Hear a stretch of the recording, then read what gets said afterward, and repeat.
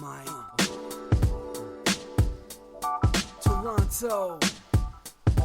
VK on the beat. Check. I'm in Toronto where you wanna get the city love. I'm from Toronto where you wanna get the city love. I'm in Toronto like we wanna get the city love. My city love me back for my city love. Welcome to episode 1216 of Toronto Mic'd. Proudly brought to you by Great Lakes Brewery, a fiercely independent craft brewery who believes in supporting communities, good times, and brewing amazing beer. Order online for free local home delivery in the GTA. Palma Pasta. Enjoy the taste of fresh, homemade Italian pasta and entrees from Palma Pasta in Mississauga and Oakville. Electronic Products Recycling Association. Committing to our planet's future means properly recycling our electronics of the past. Ridley Funeral Home. Pillars of the community since 1921. And Canna Cabana. The lowest prices on cannabis. Guaranteed. Over 150 stores across the country. Learn more at cannacabana.com. Joining me today, making her Toronto Mic debut, is Zabrina Douglas. Welcome, Zabrina. Thank you so much for having me. I don't know how you found time to make your Toronto Mic debut, but I'm glad you're here. But, I mean, you are a comedian, which we'll get into. You're a funny person. Yeah, most of the time. You're a full-time nurse. Yes, I am. And you're the mother of 5 children. Oh, God. Or did you forget? I don't know. I'm just thinking, okay, so you got the 5 kids. You're a full-time nurse. I'm dying to get the story of how you found time to become a comedian. And let me just preface this by saying a lot of people call themselves comics, okay? That's true. I do like open mics. I'm on stage or whatever. You, my friend, because you're now an FOTM, friend of Toronto Mic'd. You're now a friend. Oh, nice. Program. I was going to say, you're an Oscar-nominated comic. No, but you're a Juno-nominated comic. Yes, I am. Congratulations. Thank you. It's amazing, actually. I actually can't believe it, but yeah, I'll take it. Well, I'll take any credit. Sure, you'll take it. When are the Junos? They're coming up, right? Oh, yeah. They're coming up this weekend. Starting March 10th. It's going to be all weekend, so yeah, it's coming soon. Do you know, I'm just curious, could you run down your competitors? Like, there's 5 people nominated for this. Again, this is the Juno Award for Comedy Album of the Year. And your album that's nominated, which I've been listening to, and it's very good. It's called Things Black Girls Say, the album. Oh, yeah. Who are your competitors? Do you know off the top of your head? Oh, yeah. Let's hear it. Let's curse them out here on the show. No, I honestly, everybody's super talented. They're all amazing comedians. I'm actually excited to be in Are you reading that? Is that company? the PR wrote that for you? Did Eric Alper write that for you? Hold on here. You're reading this from a sheet. No. Honestly, 3 of them I work with all the time, which is actually amazing. I honestly believe we have the best comedy scene in Canada. Toronto has the best comedy scene, and 3 out of the 5 are Toronto comedians. So that's pretty cool. Who are these other Toronto comedians that besides yourself, of course? Yeah, so there's Jackie Picchero. She's so funny. She runs a lot of shows in Toronto. Oh my gosh, I'm forgetting everybody's name. It's too early in the morning. There is one other name I noted on the list of competitors, and he's now living in Alaska. But John Doerr. Oh yeah, John Doerr. Yeah, very funny. What's he doing in Alaska? Do you know? No, I don't know him closely that, but he's I've been watching his career a lot on TV and stuff like that. He's super, super amazing. And then there's Matt Wright. He's from I don't want to say where he's not Toronto, but he's so Is he from Ontario? Oh yeah, he is. Okay. So but anyways, he's super hilarious. And why am I forgetting names? Oh, no, I feel like I put you on the spot here. I can always Google this, right? I know, I don't... It's so early in the morning. Sabrina, listen, is it early? It is 11, after 11 a.m. Is that for too a early? night shift nurse? Oh, okay. So I have so many questions for you, Zabrina. Please clear the rest of your day. Just tell your kids you'll see them later. Okay. So maybe before we get into your life and times and I find out like what made you throw something else on the pile, because you got a full-time job as a nurse, which I might need. I don't feel that well. If I can you tell, do I have a fever? Okay. Did you see, I'm curious, I don't know how you would have fit this into your schedule, but did you see the Chris Rock live Netflix special on Saturday night? Oh, I didn't get to see it Saturday. I'm going to watch it soon, but like, yeah, one of my idols, obviously. So amazing. But I didn't get to see it. I'm looking. Okay, well, get out of here, Zabrina. I'm looking for somebody to talk to about this. I saw it. I did not see it live on Saturday, but I saw it yesterday. I wanted to hear. Obviously, I got sucked in because he's like, "Oh, for the first time ever, Chris Ross is going to talk about the slap, the Oscar slap." Oh yeah. So it's like I gotta like, I'm only human, Zabrina. I'm like, I need to see this, and I watched it. So I was. I guess you know what? Why don't you come upstairs with me? We'll watch it, and we'll come back down, and we'll record and this. Start this whole thing over again. Or when you do see it, you got to come back and we can chat about it. Oh yeah. But he waited a year before he made any specific statements about it, and he was full throttle. He just let it out, man. And I gotta say, it was entertaining as heck. Oh, I want to see it so bad now, man. I was supposed to watch this, but I totally fell asleep. Well, listen, they luckily, if you missed it live, it's on demand. So check it out, and then we'll via email we'll chat about it. And, for sure. Chris Via Rock's email. live Netflix special. I thought it was good though, and some of it was maybe slightly problematic. Some things, but I mean it's comedy. Like, do you ever fear the? Well, I don't even want to call them the woke police because there's nothing wrong with being woke. Like, I think being woke is a good thing. Do you want to be asleep? No, you want to be aware of everything in the world we live in. But do you ever worry about maybe I'm not politically correct enough on stage for people? I mean, it got you a Juno nomination, so don't change anything. But do you ever have that concern when you're up there? Or you just speak from the heart, shoot from the hip? No I'm worries. mostly I'm not even a political comic. Like, that's me. Like, I am not into the politics at all. Like, I just want to get away from it and just talk about me and whatever I go through. And then sometimes if I'm politically incorrect, I mean, it just happens. I mean, most of my complaints come from me talking about like people dying. Okay, it's funny. Maybe we start with that. I mean, there's so many places I can start, but could I play? This is kind of awkward, I suppose, but there's a great album because it's nominated for a Juno, and we're going to talk about your origin story and the album and everything. But Racism is Alive and Dying. Could I play that? Like, would that be awkward for you if I literally played it right now? No. Okay, do it. Here we go. So this gives you a couple minutes where I can just stare at you and watch you react to your own work. Just make it more awkward. But here is some Zabrina Douglas. And again, the name of this album is Things Black Girls Say. The album, just in case you thought it was something else. That's the album. Okay, it's got to be specific here. But here is a bit called Racism is Alive and Dying. It was weird. It was crazy. I worked in a nursing home for 15 years.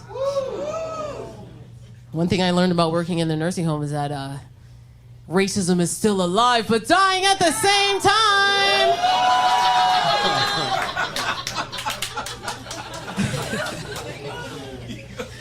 Just a lot of old white people like, nigger.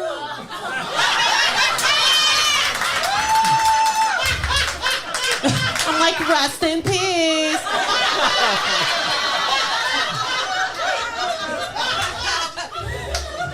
Nah. It's crazy though. People are getting older nowadays. Like, I'm taking care of somebody who was 114 years old. Yeah, it's crazy. But I work a lot of night shifts, and I'm just trying to like go on break. Like, that's my thing now. I don't want to do any extra paperwork. And I'm always coming into these shifts and these old people are trying to take their last breath during my shift. Come on, man. I always try and be upbeat, because I want people to survive for at least 8 hours. I'm just like, hey, I'm your nurse. And they're just like, I just want to die. I'm like, calm down. Not during my shift. I don't think so. I like turn up the oxygen and shit. I'm like, tonight we live. Tonight, let's live. My shift ends at 7:30. You can die at 7:45. Wait for the next nurse. It's weird though. It's weird, but if they're racist, I also don't want them to die. So I'll just walk by and whisper in their ear, Jesus is black. They're like, no, nigga, no. No, nigga, no. They're living for years after that. They're walking, going back to work. They're like, how is Grandpa well? I'm like, racism. Racism has cured him. I remember this one old lady. She was so cute. She was trying to punch me. She was also racist. But it was so hard for me to see because she was like, blackie, blackie, blackie, eh. So slow, and I'm like, are you trying to punch me? So I waited for that shit to land. But then it was like the end of my shift. I'm like, oh my God, I have to go. Then I came back the next day and she was still punching me. She's like, eh. When is it gonna end? You're funny. FYI, Zabrina, I've decided you're funny. Very good. And that's from Things Black Girls Say, right? Oh yeah. Okay. Yeah. Where did you record that? A comedy bar on the floor. Yeah. You had a good crowd. Did you recognize any of the laughs there? Oh yeah. There's actually some comedians that came in to watch it.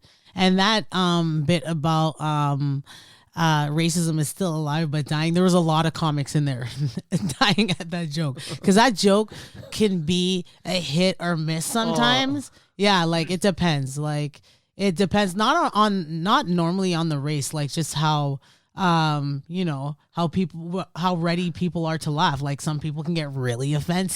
But why are they at a comedy club? Here's my thought. Okay, so why are you at the comedy bar if you're not ready to? I know laugh, there's and so if you're much ready to be people. offended. You know what I mean? It's not like it's not drive-by comedy, right? Where you're in a megaphone and you're like, people are coming out of church or whatever, and you're doing your bit or whatever. It's like I wasn't ready. I'm not ready for that. No, these are people who paid for a ticket to see comedy. Yeah, you'll get a lot of that, and it's like, oh my gosh, these are jokes. Calm down. Yeah. People will get super offended, but I mean, like, as a comedian, you're supposed to push buttons, so like whatever. No, I love it. And so you basically your comedy, and there's other bits. I might play another one later, but your bits are sort of about what you know. It's about there's great stuff about your growing up with your Jamaican parents, and I mean, I should play that clip next. But first, let's get the origin story here. So, at what point in your life, like, were did you always want to be in comedy, Zabrina, or was there like an epiphany moment? But like what made you think you were funny enough that you could go on stage and make people like me laugh? Well, I'll never forget when I was a kid. I might have been 8 years old, and I had a dream that I was on stage making people laugh.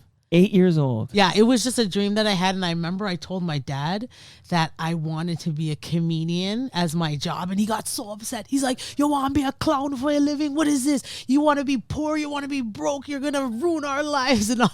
So he was like, either you become a teacher or a doctor. That's or a lawyer. Those only three choices. Options for you. Yeah. So I was like, oh, I'll be a teacher. So, and then as I got older, I'm like, wait a minute, I don't want to be no teacher. And then, but still, I was like, I went to school in University of Windsor, and I was in a science program, and I'm like, oh, I like people, I'll become a nurse.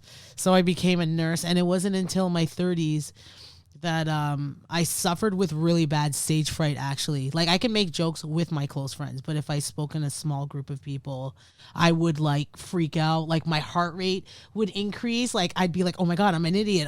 Like, but could you speak? Because there's actually a thing just this weekend, this came up in my family. Selective mutism, it's called, where, like, you can be chatty and engaging with your friends. Yeah. And then on stage, like, almost mute. Like, but you could spit it out. You were just nervous AF. Yeah, like when I first started, I was like so like I had to write things down and memorize it. Right. And then I would go on stage, but if I messed up a word, it would have been over. Like, it wouldn't make any sense. But I had crippling stage fright, so I found this Yuck Yuck's workshop. It was 4 Sundays. I paid for it, and I was like, if I do this, I'm pretty sure. And I've always wanted to try stand up. So okay, so this is in your 30s. Yeah. And Pretty much. Do you remember who's teaching this Yuck Yucks thing? It was Larry Horowitz. I know this name. Oh yeah, he used to be a Humber. He's a comedian. He used to be a Humber instructor for like so many years. Well, I mean, I had Simon Rakoff on a couple of weeks ago, and I feel like with John Wing and Simon Rakoff, and this is like the old Yuck Yucks Yeah, crew. the old. Yeah, this was I think maybe I'm saying almost 12 years ago, maybe. Okay. Yeah, something like that. And then so I went to his workshop. And I came up with a 5-minute set, which was the worst set of my whole entire life. Obviously, I was so nervous. And then, ever since I remember I got up stage for the very first time, I was just like, oh my God, is this what I'm supposed to do?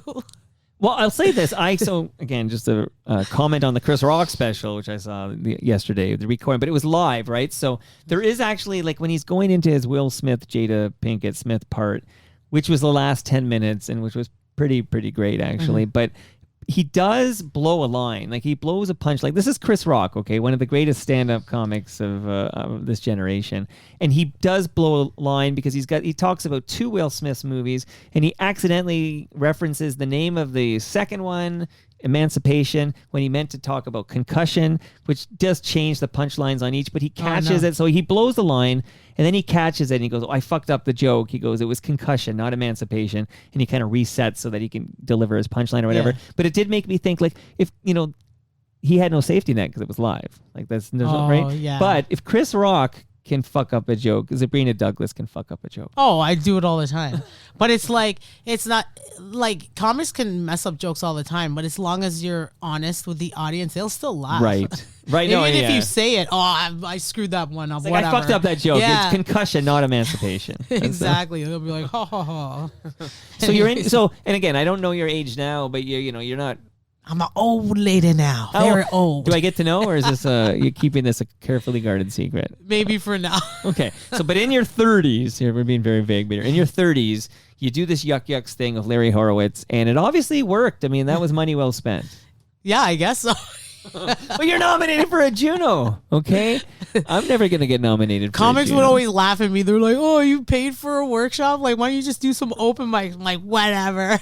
No, what does it cost for the Yuck Yuck? What does that cost 12 years ago? Oh, do you remember? so I think it was like 300 and something.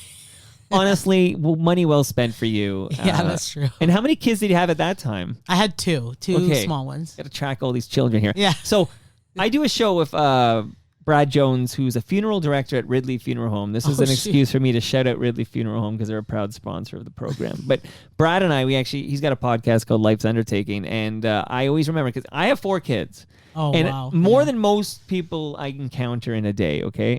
But when Brad comes over, I'm like, I only got 4 kids because Brad Jones has 6 kids. Oh, okay? shoot. But yeah. Zabrina Douglas, you got 5 kids. Yeah, I do.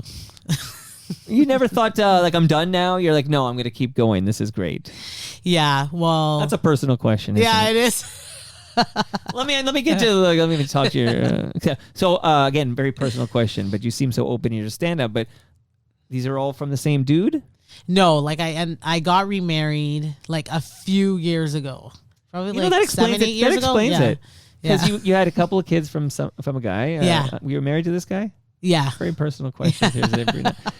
Now you're remarried? Now I'm remarried. Are there 3 from him? This is 3 from him? Two from him, Okay. and then 1 for both of us. Right. Yeah, so that's Yes, why there's 5. I see now. Yeah. Kind of cheating there. I'm not here to call you out, and it makes it. But you have.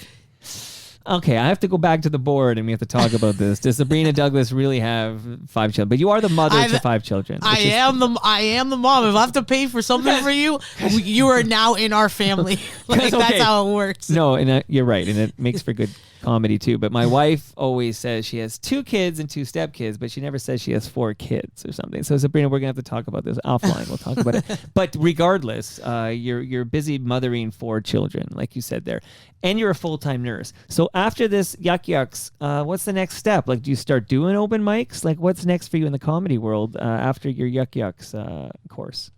Oh man, I was doing so many open mics, and the open mics back then were like they were the worst open mic. Like now, the comedy scene is so different. There's a lot more paid gigs. There's a lot more shows filled with audience. When I started stand up, I did a lot of music open mics because there wasn't a lot of really good open mics that I could do when I first started. So I did a lot of mics.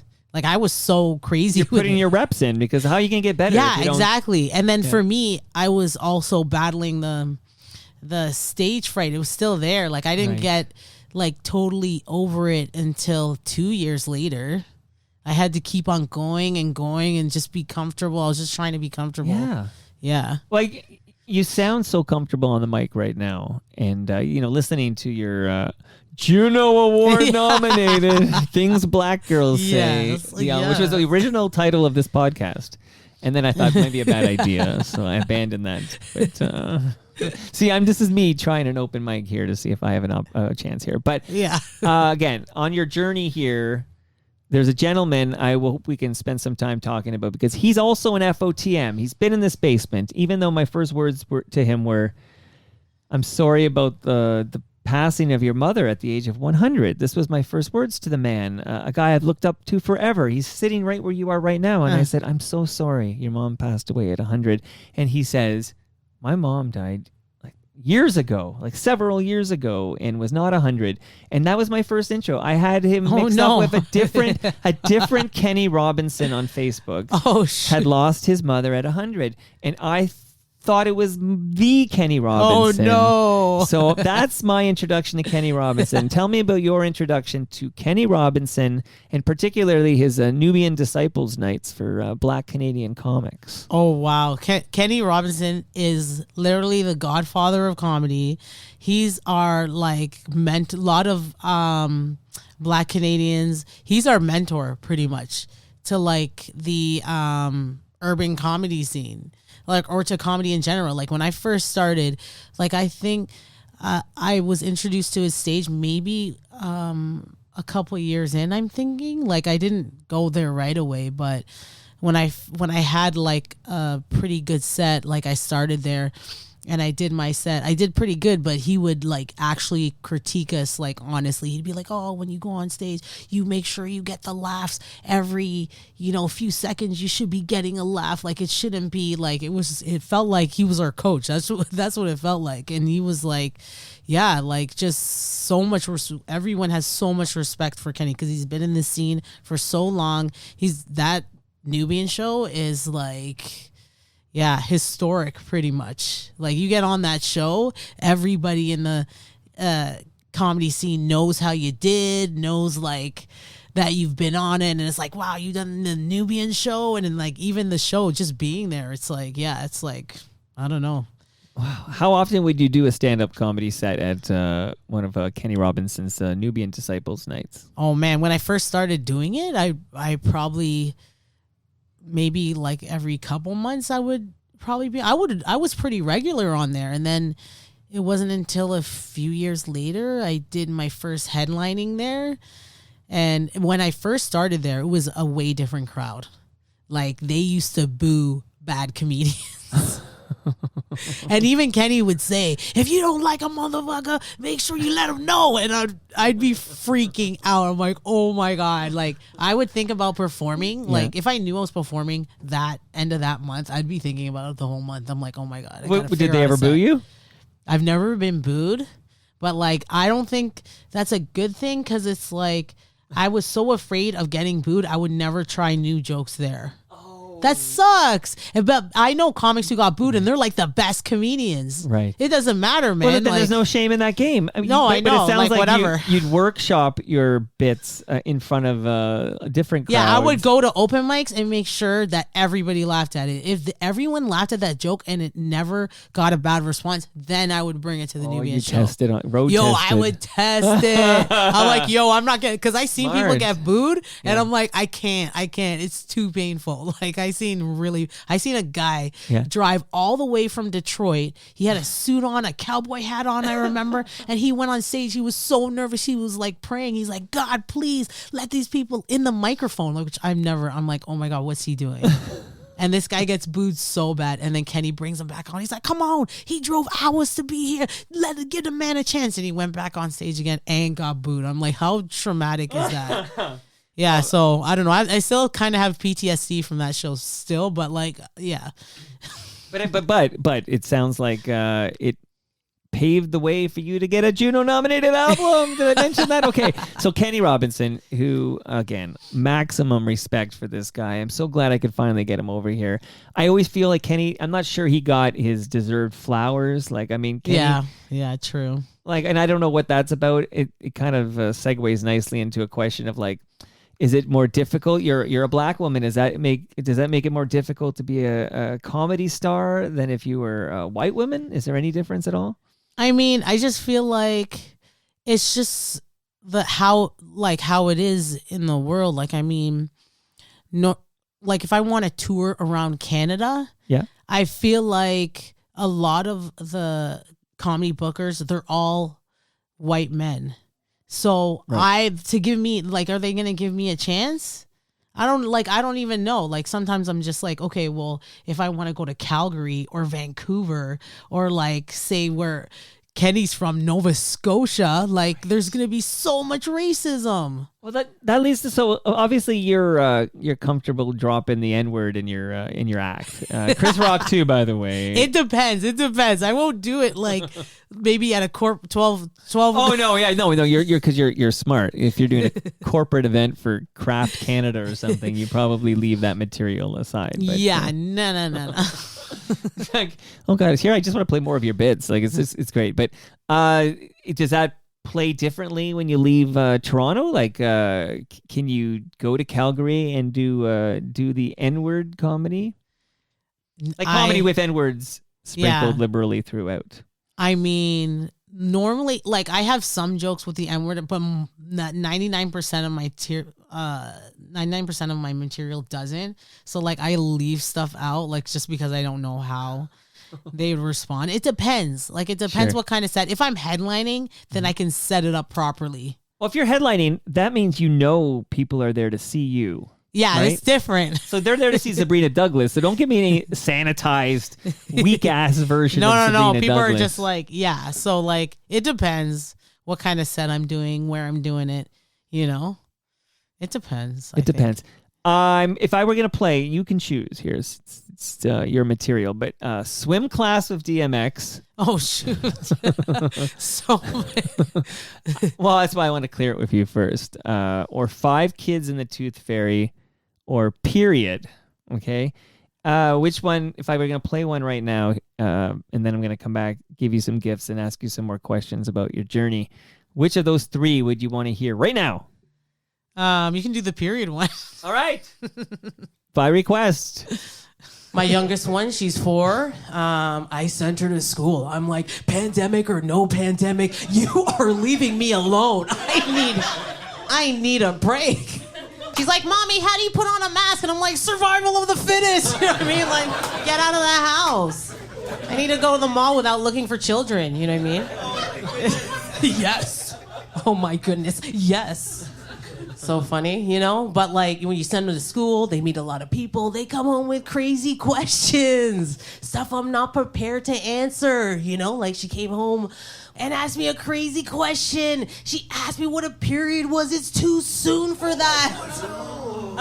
Plus, I'm traumatized. I got crazy Jamaican parents, okay? And one time I asked my dad what a period was. He was just like, oh my God, go ask your mother. I don't want to hear it. That's too disgusting. I need to shower now. Have you read the Bible? Have you read the Bible?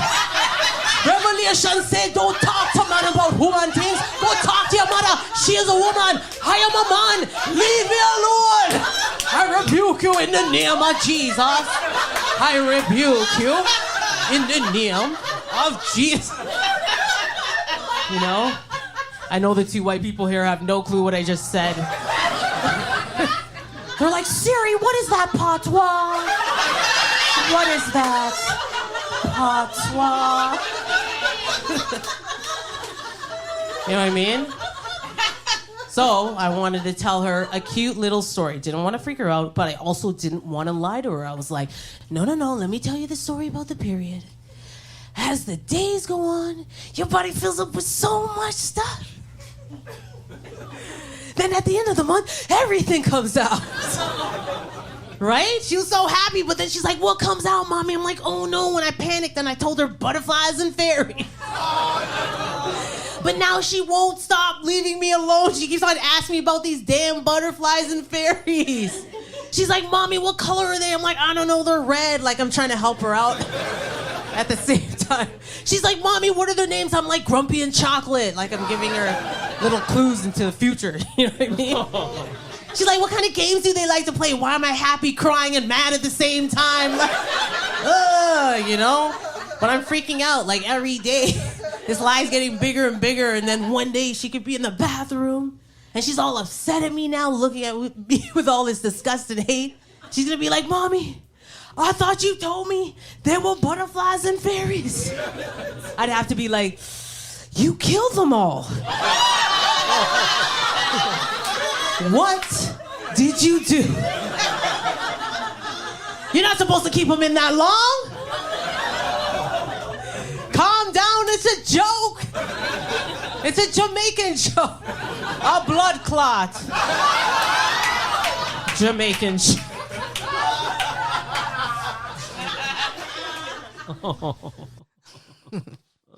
Oh, wow.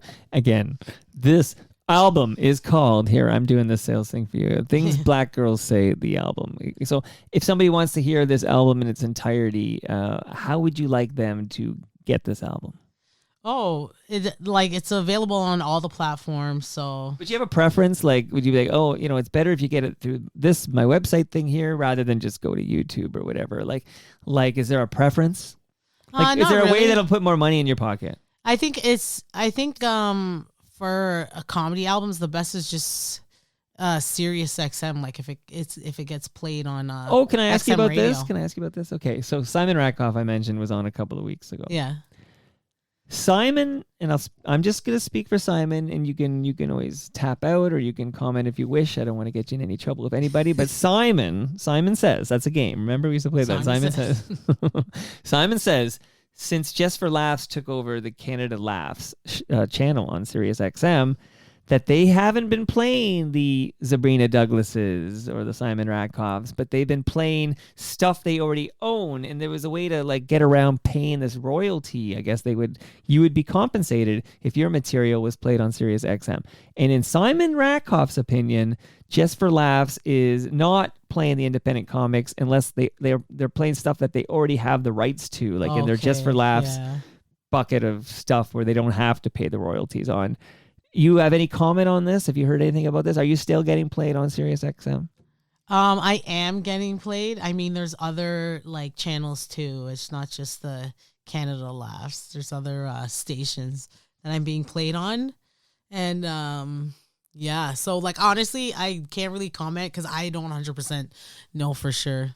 Like I probably should be following up, but I'm just like so busy with all these kids. You got the 5 kids. You got the being a registered nurse, you're full time here. But do you receive royalty checks? And I don't know if they're actually going to be direct deposit or if they're checks. We always talk about checks in the mail. Yeah, they're checks. You can do direct deposit, but I prefer the checks because it's just like American. So you'll get these checks because your comedy is played on Sirius XM radio. Yeah.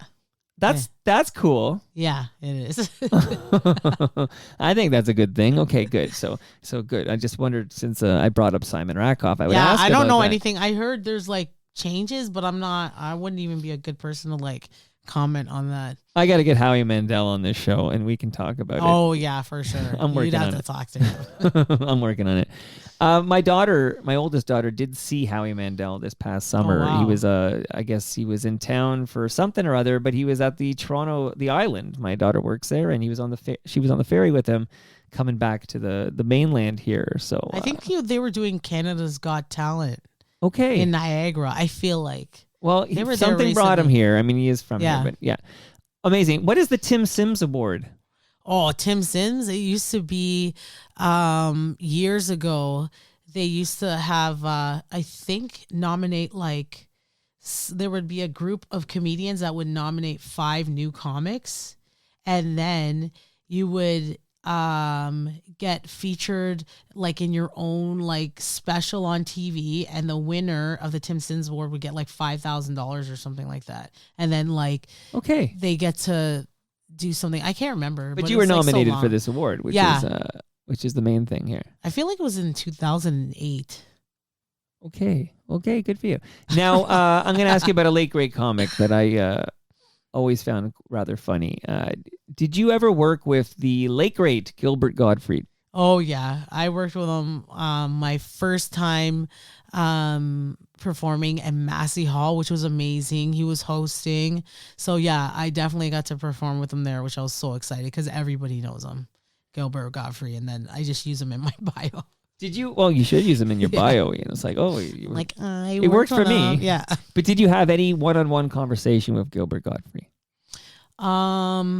I just remember he was there with his wife, and I was there with my now husband, and we were talking, and his wife was like, "Yeah, I'm the manager," and my husband was like, "Yeah, I'm her manager too," and I'm like, "Yeah, that's what you think," but like nothing like super serious. But yeah, such a nice person, such a talented. And when he spoke to you, though. he was doing full Gilbert Gottfried, like he did the full voice, right? No, he was talking normal. He wasn't like, hey, when he went on stage, it was different. But. Well, that's what I'm trying to find this. I'm trying to figure it out. Now, I watched his doc. It's a great documentary about Gilbert Gottfried. I just recently watched it on Canopy, by the way, which is free if you have a library card. So I watched this documentary on Gilbert Gottfried. And I'd already knew from the Howard Stern show that like when he left a voicemail for Bubba Booey, he talked differently, like he talked like a regular person. Yeah, exactly. And this is sort of a persona he puts on for stage. Like, I won't do it, okay? I know. I can't do it either. I'm not going to try. But I was wondering, like, when he's talking one-on-one with a fellow comic, like backstage or whatever, is he Gilbert Gottfried? Or is he Gilbert Gottfried? Oh, see, you did it good there. That's the best I got. Zabrina. I'm no Zabrina Douglas, but I'm doing my best. No, he's like almost like a quiet person when you're talking to him.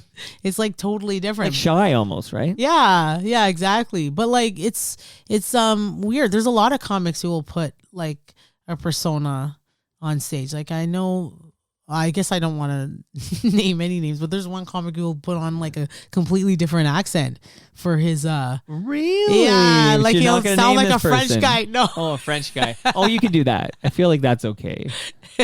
When you're not a French guy, I don't know, but it's just like, yeah, I don't know.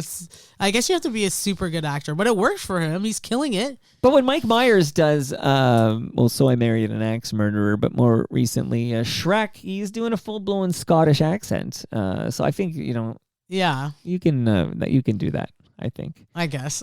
But how would you feel, since we're on the topic, how do you feel like, for example, when Rob Ford, who's no longer with us, but when he goes viral for doing his patois, like, is it okay if Snow does his patois when he gets a #1 hit with Informer? Like, I'm asking for a friend here. Oh my God. I used to love that song. Well, why I not? tried to sing it. I'm like, I don't know what he's saying. Boom, boom, boom, damn. That's where I come in. Lickety, boom, boom, boom, damn. I don't know what accents he's trying to portray. Oh, I do. But I guess know. It's the Canadian version of the Jamaican accent. At the time, they asked him about it, and he said, well, he grew up with Jamaicans, and that he talks like his friends he grew up with. And then I'm just wondering, because that was many years ago, but yeah. I can't just break into patois right now. I mean, I can. I'm not going to be arrested, but it's not cool. Is it cool? I mean, I don't know. Like, would you punch me if I broke into patois right now? No, I mean, I wouldn't. I'd be like, oh my God, why is this happening so early in the day? Did you work last night? No, I didn't. Oh, Zabrina. You fooled me again. Things Black Girls Say, that was a regular show at Toronto's Comedy Bar, right? Like, oh yeah. Is it still like do you have a regular show? Like, if someone wants to see Zabrina Douglas at a show and they're listening to this episode of Toronto Mic'd, where would they see you? Well, they can follow me on Instagram at Zabrina Douglas, and I always have my updates of what shows I'm on next. So that's how they'll see me. What is your next show? Well, I'm gonna be performing in Edmonton at the the Juno's comedy show. Wow, you're going to Edmonton. I think what it's a like beautiful March time 10th. of year for Edmonton. Yeah, oh God. But the shows are already sold out, so I guess nobody can see me. Okay, no, I think I just did that. I can't. No, I can't. It was on. Actually, I produced Humble and Fred's show, and we put on somebody to talk about their big event, but it was all sold out. I guess it was booked before it was sold out, and then it sold out, and it was like, oh yeah, this show we just talked about, you can't see it. Yeah. But I'm gonna be. It was Colin Mockery. It was Colin Mockery. Oh, and he had like a ventriloquist. He had a ventriloquist who would do a show with him or something. Not ventriloquist, hypnotist. What? Ventriloquist. I'm like, what am I talking about? Hypnotist. Okay, they're very different occupations. Okay, Yeah. so anyways, it was all sold out, but it was just funny timing here. Okay, so I need to fill in some gaps here. First, let me give you some gifts, and I need to fill in some gaps between you doing. You did the Yuck Yucks course, and then you cut your teeth doing open nights, and then you were at Kenny Robinson's Nubian show, and then I need to know, like, between then and Things Black Girls Say, which is nominated for a Juno. Holy smokes. But you have the 5 kids. Yeah. You have a husband at home. Yes, I do. Are any of those kids legal drinking age? Not yet. Okay, well, is the husband legal drinking age? Oh yeah. Oh my God. You better be. All right. You're bringing home some fresh craft beer from Great Lakes Brewery. Ew. So make sure he's thirsty here tonight. Oh yeah. Thank you, Great Lakes, for your support. All FOTMs know the freshest, most delicious, and fiercely independent craft beer comes from Great Lakes Brewery. You got to feed. That's a family of, doing the math in my head, 7 people need to eat. I bet you can get a full meal out of a large frozen lasagna from Palma Pasta. Of course, I eat lasagna like every week. It is one of the greatest foods in the history of this planet. Oh, yeah. And no one makes it like Palma Pasta. In fact, I promise you, Zabrina, you're going to send an email to mike@torontomike.com to say, Mike, that was the best lasagna that's ever come from a store, and it was delicious, and all 7 of you loved it. So you're leaving here with a frozen meat lasagna, and it's going home with you today. What? Is True. it right here? That's an empty box, so don't run away after this recording because I have to get it from my freezer. But I do have one in the freezer for you. Oh, and, nice. I'm gonna make it tonight. Okay.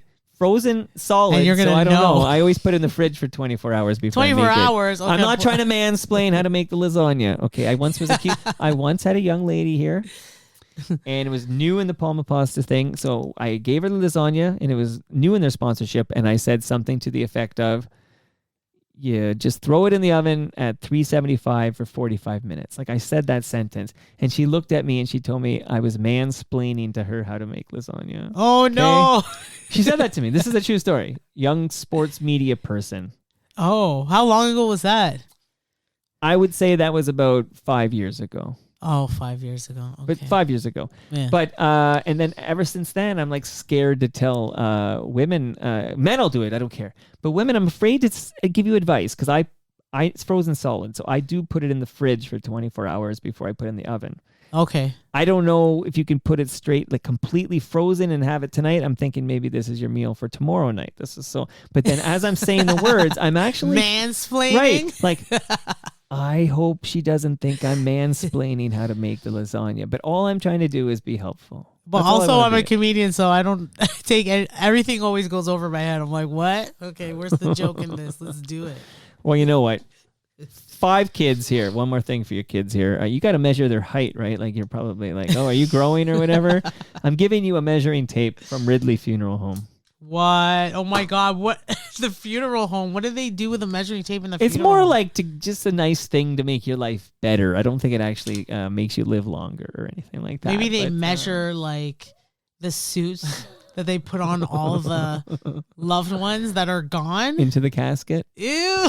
I didn't know. Thanks for this measuring tape. I will say that's a new measuring tape. It's never been used Okay, good. on a body. Okay, I promise you that, Zabrina. Okay, and I don't know if your kids are listening or if you'll be honest, but do you smoke weed? No, I don't. Do you consume cannabis in any of its other formats, like drinking or you can eat? Oh, eating. If If it tastes good, yeah, sure, I'm in. You're in. Okay. So if you're consuming cannabis, Canna Cabana will not be undersold on cannabis or cannabis accessories. And they have so many locations across this fine province of Ontario. So go to cannacabana.com to find out where you're going to get your cannabis, whether you smoke it or drink it or eat it. It's there for you. That's your orders, Zabrina. Nice. Okay. So give me some of the highlights, maybe. So between, you're working on Kenny Robinson's fine stage there, and now you've got you recorded this in 2022. Mm-hmm. In fact, I even had the it doesn't matter, April 15th and 16th, 2022. You recorded your sets, then you made the album Things Black Girls Say, and that's what's nominated for the Juno we talked about. Yeah. But between these events, any highlights? Obviously, that Gilbert Gottfried show would be a highlight, right? Oh, yeah. My first time performing at Massey Hall. That was amazing. Yeah, I'll never forget that stage and working with Gilbert Gottfried.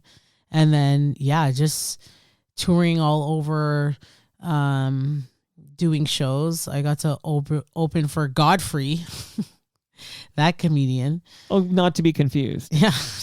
Do you only work with people named Godfrey? Yeah.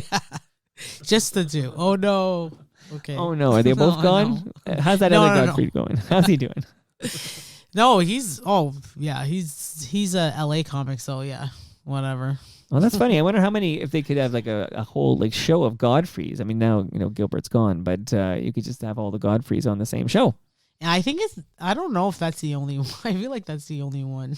So tell me, must be more. There's got to be more out there. Tell me about this solo show that you produced and performed called A Nurse's Worst Nightmare. Oh, shoot. Yeah, that was a few years ago. 2015, I think. That's not, you know what, maybe I feel like that's like yesterday. Am I off base here? I guess that's 8 years ago, right? It's funny because if you say this happened in 2015 or 2016, I think it's super recent history. Like, I know. That just happened. Yeah. But the pandemic sort of messed us up a bit, I think. It took like a 3-year block and kind of blurred everything. Yeah. So now I always have to think, was it pre-pandemic or post-pandemic? Like everything's kind of like that. Oh, wow. Yeah. So a worse's nursed nightmare here. A nurse's worst nightmare. That was played at the Toronto Fringe Festival, right? Oh, yeah. That was my first time getting into the Toronto Fringe Festival, and I wanted to do a solo show. Like, I was just getting over a divorce, and I'm like, that's pretty much what it was about, like what happened for because I had a pretty crazy story for my divorce, and I wanted to include some material, jokes and stuff, and just talk about it. So that's pretty much what I did. Can you share with us now any tidbits there? I mean, all divorces kind of suck, I suppose. I'm also a divorce guy. Yeah, I know, but you have to laugh about it. That's what I believe. I believe you should be laughing at your pain. That's the only way I'll get rid of it. So this is really just a cheap form of therapy for you, Zabrina, is you can go on I don't know if it was and, actually therapy. I still felt the same, but it was like I made people laugh. I made people think. I had people coming up to me being like, "Oh, I'm going through the same thing. That's amazing." And it was just like a typical bad divorce, or was it just a run-of-the-mill divorce? Oh, it was insane. I guess I'm fishing for any spicy details here, Zabrina. Oh, I don't know if you want details. If you have another 3 hours, I would make time for that. I just need to know somebody had it worse than me. Let's go. Oh, yeah, exactly. That's pretty much what comedy is. Like laughing at something worse that's been happening to somebody else. Yeah. People love that. People hate it when you go on stage and you're like, "Oh, my life is great. I have a giant house. I've been happily married for years." They will not laugh at that. They're like, "Get off the stage. We want a depressed person right now." Right. Yeah. It's so true. No, it's absolutely so true. So I watched this movie called The Whale. This is not this weekend. The last weekend I watched The Whale with my wife, and Brendan Fraser is amazing in this, and it's about a guy who overeats. Okay. Yeah. And I'm watching the movie. And my wife hated the movie. I loved the movie. I was ready. I stood up at the end to give it a standing ovation. I'm like, it's on my fucking TV. Like, who am I doing this ovation in front of? Like, did I think I was at TIFF or what happened there? But I was really impressed with this movie. Anyway, one of the things in the post-movie chatter is how you think like I'm carrying an extra like 10 pounds from like maybe too much palma pasta this winter or whatever. Okay, too much Great Lakes, too much palma pasta, and you don't move as much in the winter. Even though I try to bike every day, it's not the same distance and not the same speed or whatever. So you're carrying in a little bit of extra right in the paunch here or whatever, and you're feeling like, oh, I should lose this or whatever. But then you see the whale, and you know what you think? Shit could be worse. Yeah, okay? I know. Exactly. I go, well, I'm not that bad. Like this is really why we love these stories of people's shitstorms, because it tells you, it could be worse. Oh yeah. So make me feel better, Zabrina. Just give me a couple of. You don't have to do. I don't want you to recreate a nurse's worst nightmare, but can you give me one or two little anecdotes about your divorce from hell? Oh, my divorce from hell. First of all, dealing with somebody who has mental health issues is insane. Yeah, and it was just a lot of oh my gosh, he had mental health issues, and the worst part was he joined one of those churches that literally was feeding him things that were like making him believe things, and he spent a lot of money, and he thought I was trying to kill him according to this prophet. So yeah. So how do you make that funny? Because it's so not funny, right? Exactly. It's so not funny. So just It's so basically sad. I had to like set it up. Right. Like I had an hour. I set it up like, oh, I'm a nurse and this is what I do. I got kids, blah, blah, blah. And you have to be like, oh yeah, everything's fine now. Because Right. people are like, are you okay? Pretty much. Yeah. But on the serious tip, I'm sorry that you had to go through that, because that's difficult. oh yeah. I don't even have a joke here, which is not the first time I didn't have a joke, and that's par for the course. But that's awful. Oh yeah, it is. But I was like, I need to tell this story. I think it would be cathartic for you. Like I know we joked earlier, you said it didn't really help, but I think talking about these things is absolutely cathartic. Like it will help your mental health. And then even Kenny Robinson's like, you have to bring that story back, because there's a lot of people who probably are like going through the same thing. Like the Bring story is it back. bad in stage. Well, yeah, it's you can just that's why when people are going through something, they'll attend group discussions with people going through the same thing, because there's a good feeling to know you're not alone. Oh yeah, You're not alone. even like the stories. Like I talk a lot about death and patients dying. I always think like, oh my god, people are gonna be so offended, but people will come to me and be like, yeah, my mom died a few months ago, and I'm like, oh no, are they gonna punch me in the face? And they're just like, oh my god, like I totally understand all that stuff. It's so funny, like how it's so real and blah blah blah. And I'm like, oh okay, cool. That's right. Everyone dies, Yeah, exactly. We're all and if you dwell on it too long, it can really bum you out. But you have to kind of like adjust your attitude on it. But and I also noticed that like now I'm pushing 50 so I'm pushing close to 50. But like when you're thinking as a 25-year-old, everybody dies, you're like, I got lots of time. And then you're turning 50 and you're like, I hope I have lots of time. But then at some point, it's all a blur, right? At some point, I'm going to be, hopefully if I make it that long, like I'll be 75 years old and I'll be like, oh shit, like how many trips around the sun are left? And suddenly that whole notion of like everyone dies it's more real. Like it's like the older you get, the more real it is. That's also a hilarious bit you can steal from me right there. Okay, tell me about let's lighten things up by learning about the Winnipeg Comedy Festival. I want to hear about the Winnipeg Comedy Festival, but Black Women in Comedy. What's Black Women in Comedy? Oh, that's a festival that I did in New York last year.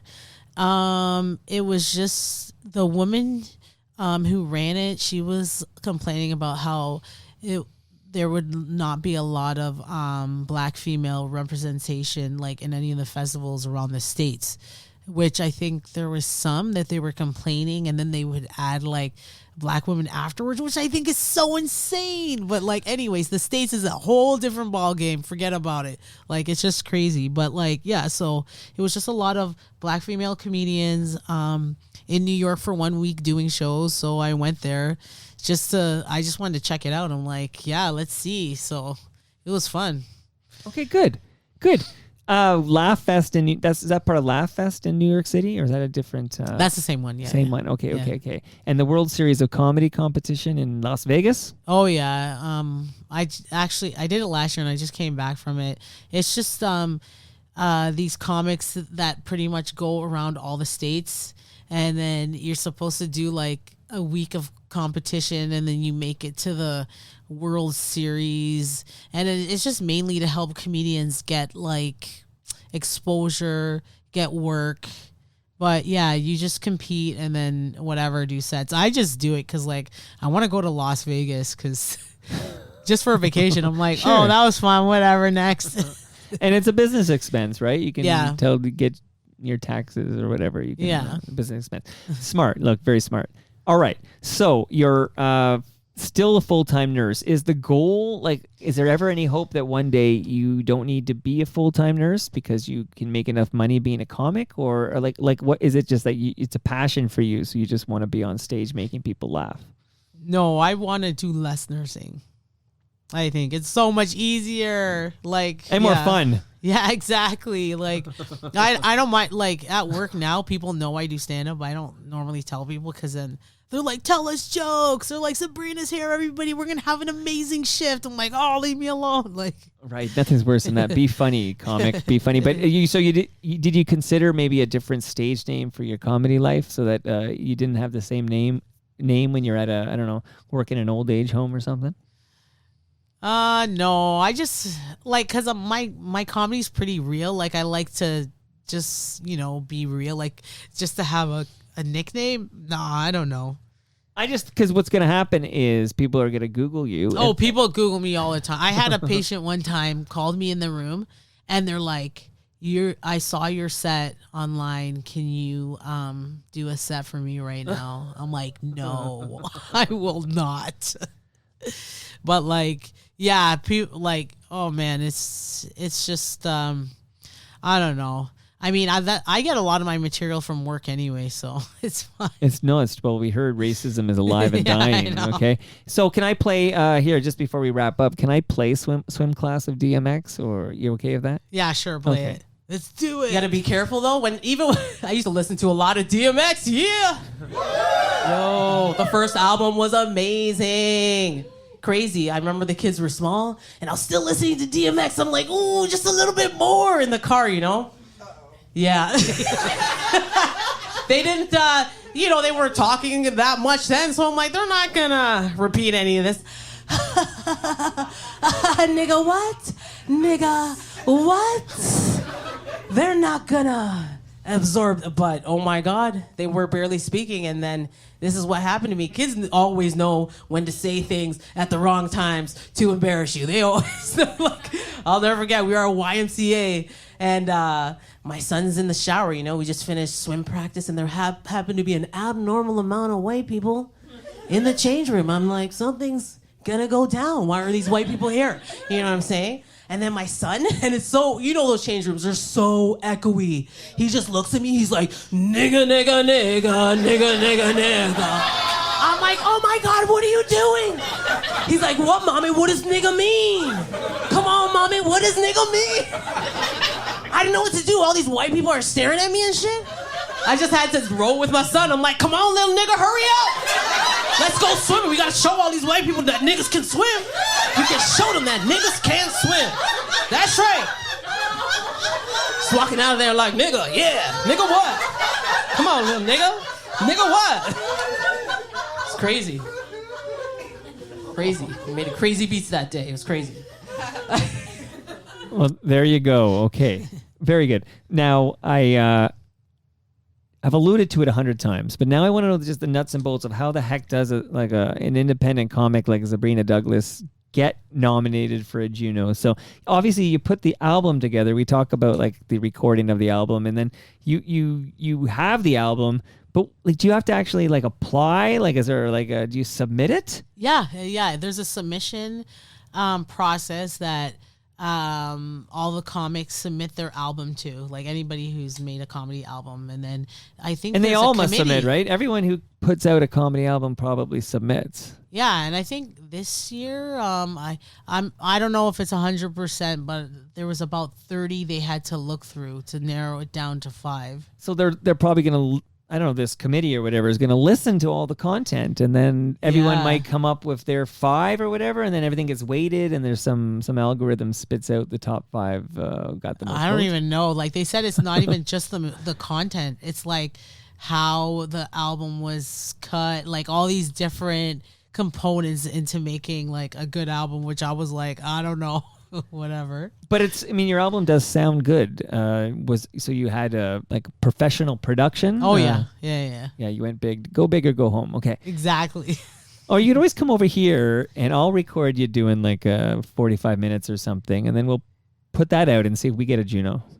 Okay, I'm putting that on the table for you. I just want to tell people I had a role in a Juno nomination. That's all I'm looking for here. Okay, so you got the album, you put it out, and by the way, what does that mean? Put it out? Like back in the day, right? It meant like you can go buy the CD at Sam the Record Man or something. Yeah. But today, is it just it's now streaming on Spotify? It's like on all the platforms pretty much. All the streaming platforms. Yeah, and then you send it to SiriusXM and they review it and play it or whatever. Yeah. And they're playing it because we talked about that earlier, Yeah. which is awesome. And then checks arrive in the mailbox. Okay. Yeah. So when the big day came that they were going to announce the albums that are nominated, I guess there's 5 of them.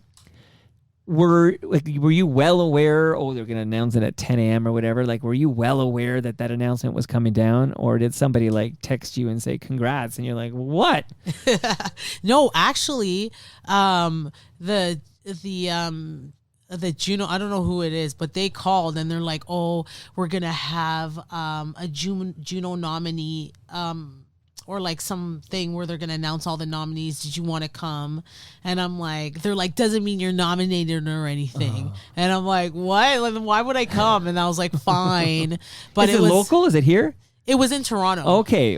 So I was like, I don't want to go. And I'm like, what if I go and I'm not even nominated? Well, like, what a waste of my life. Like, I have to, it was like, I think it was like 11 o'clock in the morning and I had to work the night before. Right. So I went with my husband. I'm like, let's just see. So it was like a big thing in the CBC building. And then they had all the nominees there. And then they had Comedy Album of the Year. And then they announced everyone. And they weren't going to say my name. I'm like, oh my God. But then they said my name last. And I was like, okay, fine. Amazing. That makes sense. Amazing, because you must have felt like the odds were stacked against you. Like, what are the odds you're going to be one of the 5 nominees? No, I didn't think though. I was like talking to another comedian. I'm like, I'm not gonna go, man. This is gonna be a waste of my time. And then he's like, go. They always say that. Like, you're gonna be nominated. Don't worry. And I'm like, oh, fine. But yeah, I'm super glad I went. But it was so funny when they did the announcement. They're like, oh, and one of your nominees is new. Never been nominated before, Zabrina, and she's also a full-time nurse. And all those musicians were like, what? You work? And I'm like, must be nice not to work. I will vouch, most of your Canadian musical stars are also working another job. Yeah. Okay? It's very rare I have a Canadian music, and I'm talking about guys or gals who have been had multiple radio hits and much music hits and stuff. Very, very rare that they can live off their music in this country. I don't know if that's the Canadian star system or what. I think it's a Canadian star system. And the only exception, of course, are when you get the U.S. hit. Like, so, for example, there's many, many examples, but Bare Naked Ladies, for example. Like, once you get the U.S. hit, Tom Cochrane's a good example. So Tom Cochrane had a big hit in the States, Life is a Highway, and he can just be a musician and tour around, but they're few and far between. Nice. So in the Canadian comic system, is like, I'm trying to get realistic here because we want to nurse less, like more comedy, less nurse.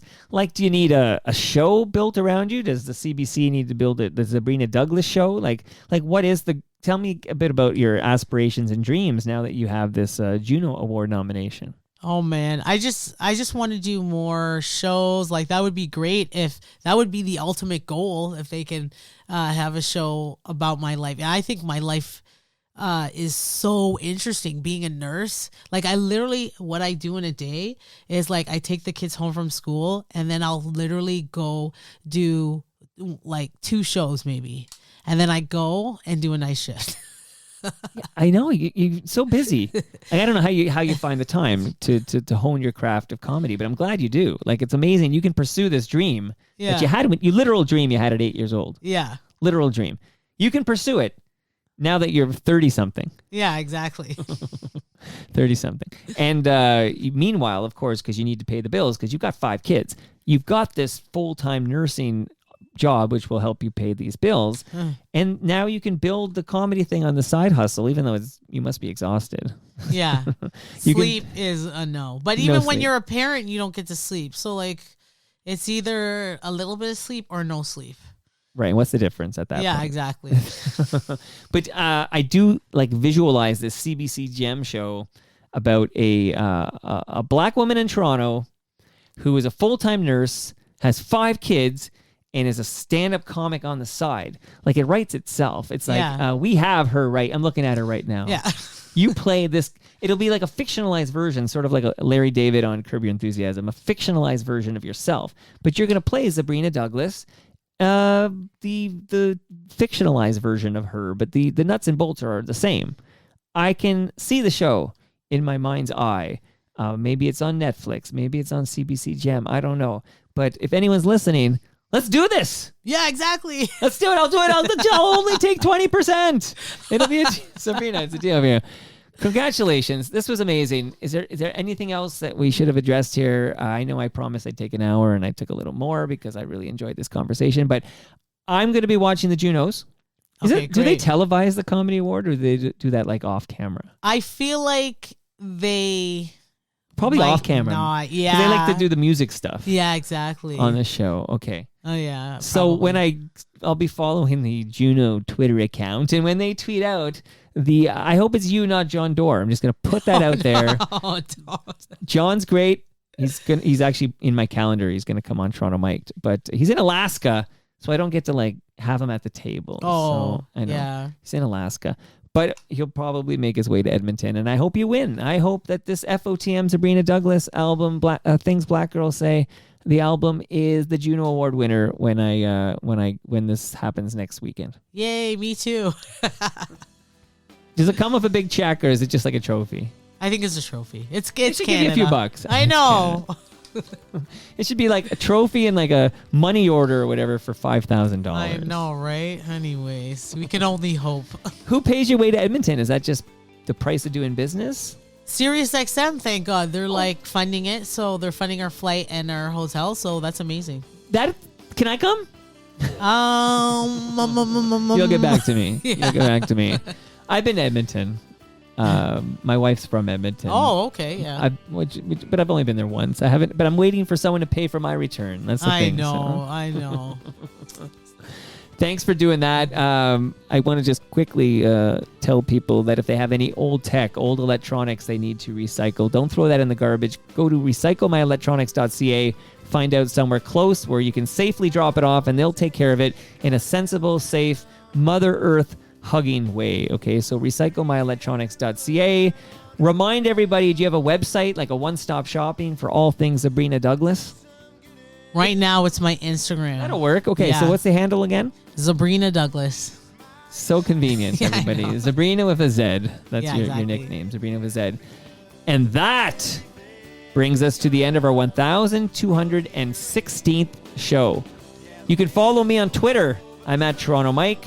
Zabrina's on Instagram. She's at Zabrina Douglas. Our friends at Great Lakes Brewery are at Great Lakes Beer. Palma Pasta's at Palma Pasta. Recycle My Electronics are at EPRA_Canada. Ridley Funeral Home are at Ridley FH.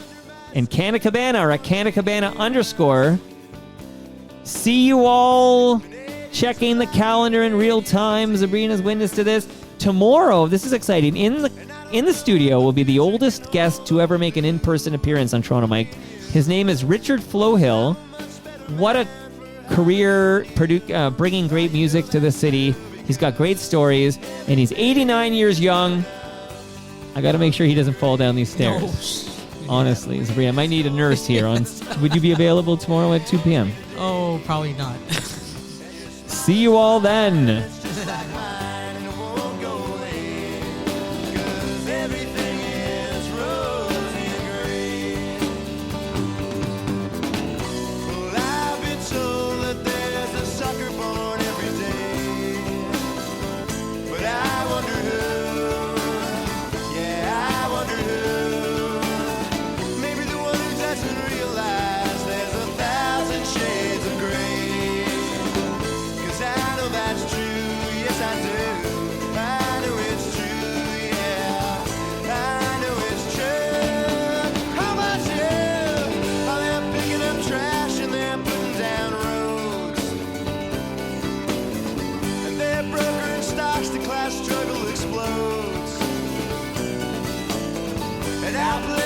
sabotaging the best that I can.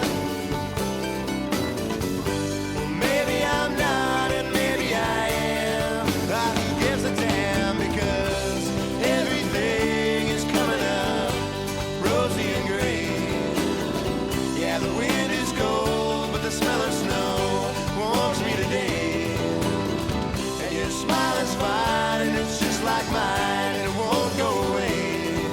'Cause everything is rosy and gray. Well, I've kissed you in France, and I've kissed you in Spain, and I've kissed you in places I better not name. And I've seen the sun go down on Sacré-Cœur, but I